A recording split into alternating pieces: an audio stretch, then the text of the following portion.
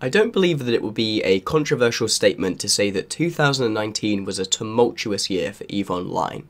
Between CCP once again attempting to sell SP directly to players, the loss of two key links between the community and the developers in CCP Guard and Falcon, the cancellation of the 2019 Alliance tournament, the public banning and unbanning of Brisk and the Fountain 3,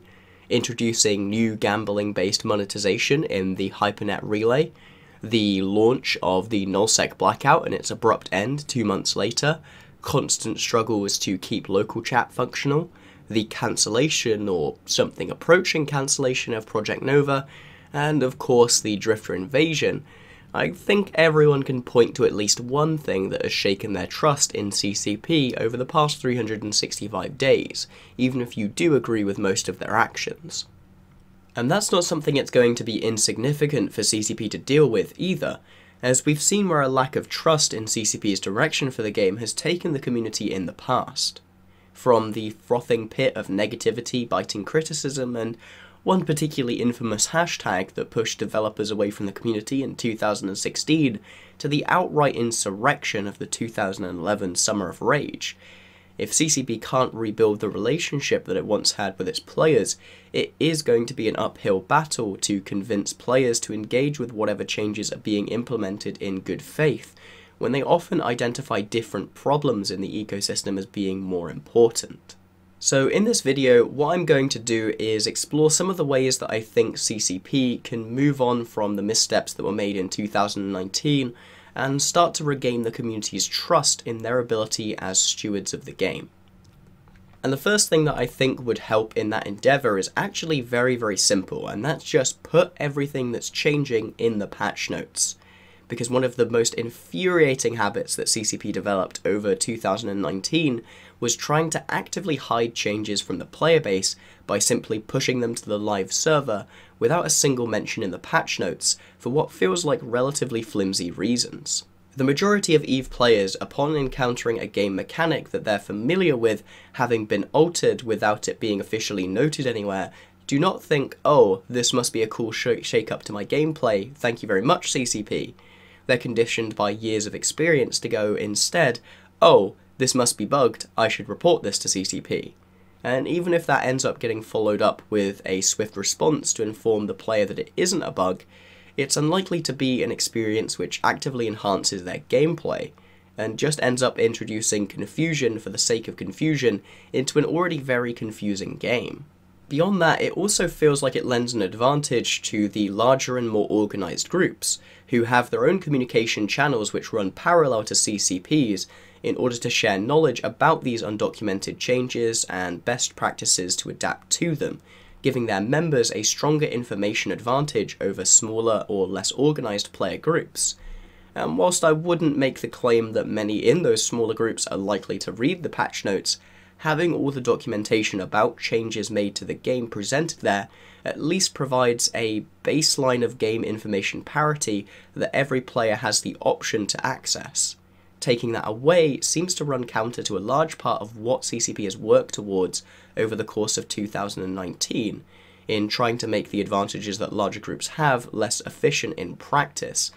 and I hope it's something we see them move sharply away from in 2020, especially if we continue to see more and more iterative changes, such as the small resource shake-up right at the end of the year. Now this second point is a little more ambitious, and that's that I think CCP should focus on giving players, not NPCs, new tools. Because from my perspective, one of the themes of 2019's development of EVE Online has been using NPCs to try and solve player problems in the ecosystem. From the introduction of Rasnaborgs to curb AFK mining in HiSec, through the Drifter invasions fixation on citadels, to even the appearance of mass NPC fleets to try and revitalise combat in faction warfare. This was all then coupled with a focus on explicitly removing tools which were deemed to be overpowered, such as the Nullsec Blackout being justified as local was, quote, never intended to be used as an intel tool, unquote, to the alteration of what ships can use sinos to remove the ability of capitals and supercapitals to serve as their own means into a fight. And what this has served to do is massively change the environment side of the equation, fundamentally altering what people were able to do by changing the context in which they had to operate. And in and of itself, that's not a bad thing, but it has served to leave the overall actual gameplay patterns which everyone is involved in exactly the same. So whilst a lot of mechanics have been altered, it's still a case of trying to kill someone before the umbrella that they PvE under can be turned upon you. And that leaves the impression that the core elements that make such a system possible haven't been altered because, well, they haven't. And that massively contributes to the perception of stagnation in EVE Online. Now, this is admittedly pure conjecture, as I'm not a professional game designer, but I think the best way to break this paradigm isn't to continue to try and pare back defensive mechanics, but instead to introduce new ones for attackers, altering the player side of the equation, and giving them new ways in which to interact with the game. The lack of active, positive development of new features as solutions for the problems identified was one of the most disappointing aspects of the Chaos era for me, and in my opinion showed a complete lack of desire on CCP's side to invest actual development time to solve those problems. Now, the recent introduction of the Christmas filaments do show that CCP is still capable of creating tools in that vein, even with a noted limited lifespan, so who knows what we might see in 2020. But without looking to actively introduce new gameplay patterns to the game, I don't think that the general community is going to have any trust in CCP's ability to impact the general stagnation that the game is perceived to be falling under, especially as we come out of 2019. Moving down from that slightly lofty suggestion, we have something a little more simple, and that's just keep Team Talos alive. On a slightly more positive note than the rest of this video, one of the absolute best things to come out of CCP this year, in my opinion, was the foundation of Team Talos. For those of you that don't know, this team is the one that was responsible for the series of fortnightly changes that have taken place since mid-October and touched pretty much everything in the game. The simple fact that this mix of soft iteration and balance passes have been occurring regularly is absolutely groundbreaking for CCP's development, as it's an ability which has long since eluded them, despite myriad promises to work towards it. From the quote-unquote balance team in 2017 that was put together, but never actually given any development time to work towards their stated goals, to the non-existent but very explicitly and publicly promised May follow-up to the April balance pass this year, CCP has almost always fallen short when it comes to the part of following through on their big talk of iteration and active balancing. In Team Talos though, CCP has found a formula that seems to work, and whilst their changes don't completely solve any of the problems they touch, they don't have to. Simply by tweaking the mechanics and changing the way that people practically interact with them on a month-by-month basis, it gives the players the impression that CCP is aware and working on the problems that they face, and given enough time to work, these small changes will add up to be just as impactful as a full-on top-down rework. And I don't really have anything more to add here. I just know CCP has a really bad habit of looking at teams or operations like this and deciding that they are less important or worthy of resources than those teams that are working on creating entirely new features that the company assumes will drive new player acquisition, completely ignoring the effects that iteration like this can have on veteran retention. So, CCP, please don't kill what could be your PR golden goose in 2020. The penultimate point that I wanted to cover is theoretically one of the easiest for CCP to achieve, as it could be done in just a single dev blog. And that's me just wanting CCP to be honest about the future of competitive EVE Online. And this, admittedly, is probably not something that will affect the most number of people. Competitive EVE Online, in all of its forms, is a relatively niche activity. Whilst it's always done well on Twitch, it has its fair share of detractors from among the general community. And given that the hiatus of the AT this year to focus on the World Tour could have made an awful lot of sense, giving CCP the space that they needed to revitalise the tools used to produce the show, and the format to be played in order to modernise how the game was shown off to a wider audience, and to respond to the criticisms levied upon it. Instead, however, what we've experienced is effectively a complete radio silence on the topic from CCP since their announcement of the hiatus of the AT, only broken by occasional maybes crowed out of CCPers put on the spot at various AMAs around the world, with all 3 of the player-run tournaments that CCP had originally planned to work with in order to fill the gap being cancelled due to CCP's complete unwillingness to put in any effort to revitalise the technology that underpins their competitive scene, and a move to simpler 2v2 or 3v3 formats as seen in the World Tour and EVE_CS, people have been left wondering what form the Alliance tournament will take in 2020, or if it will occur at all.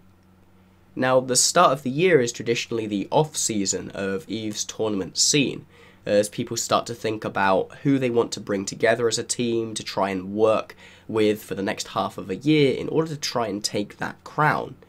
But this year, with no indication that the AT is returning, no preparations are taking place. And this risks a rerun of 2018, where a lack of communication and proper planning on CCP's part led to a relatively paltry number of teams signing up for the tournament, resulting in a subpar environment for players to take part in, and of course damaging the viewing experience. Even if the AT is not returning this year and CCP's focus will continue to be on the simplest form of competition at live events, the earlier that this is made publicly known, the less chance there will be for people to convince themselves that the AT is happening and put in effort in preparation for it. And obviously, whilst I'm a huge proponent of the AT and would love for it to return in 2020, I think it's far more important for CCP to just treat us like adults and give us the bad news that, quite frankly, most of us expect to be coming already, so that CCP can just work to minimise the backlash that's going to happen as a result of that. And with that, we come to the final point, which is the real elephant in the room. And that's the fact that CCP needs to post-mortem the Chaos era. The Chaos era was described by CCP Helmar, Goodfella and Falcon in their interview on TIS as a way to quote-unquote shake things up with quote-unquote experiments that they would assumedly be able to study.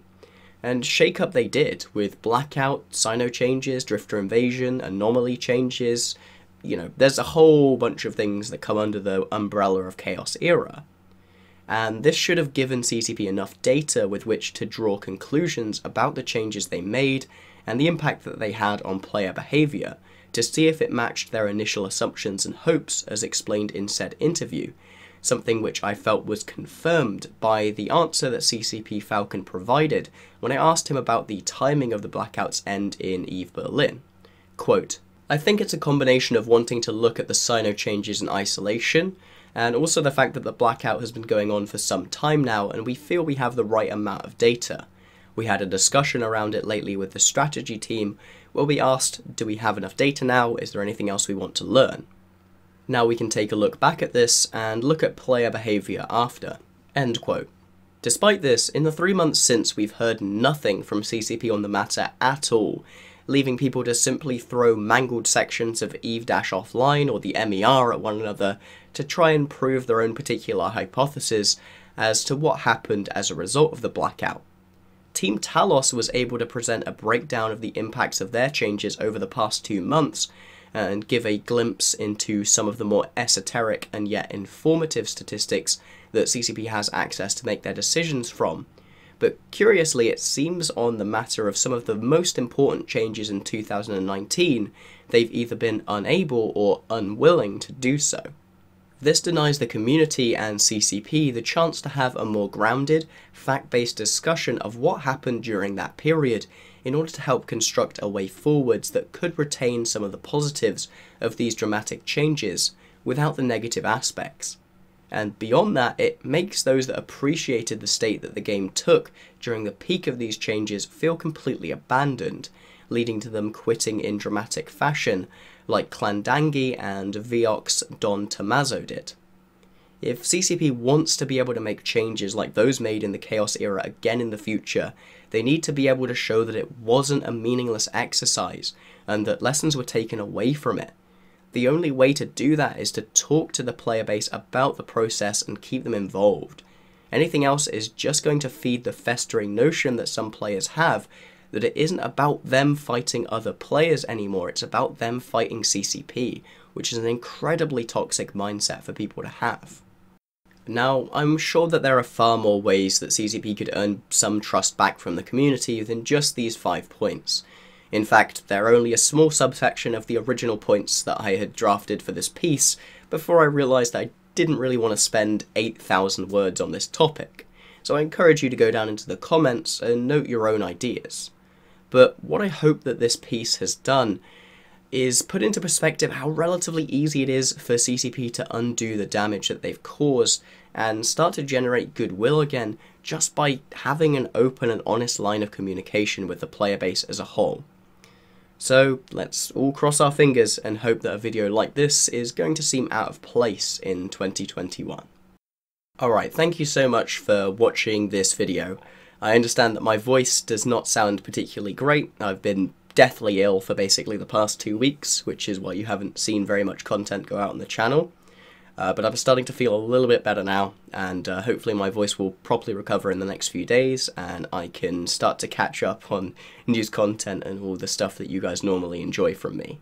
A special thanks, as always, goes out to our Crassuses, Pinche Infidel from Old School, Brood from Triumvirate, and Zolka Lando, as well as to our other $5 and above patrons in January Valentine, Ketzark Odin, Big Bada Boom, Zar, Dunk Dinkle, Raphael Dordiens, Kem, the Ashfell Federation, and Jessica. If you want to support them in supporting the channel directly, you can either check out the Patreon link in the description below, or if you want to do something for free, just share the video with some other people who you think might enjoy it. Until next time, have a good day and fly smart. And also, try not to get the flu, because it turns out it really sucks.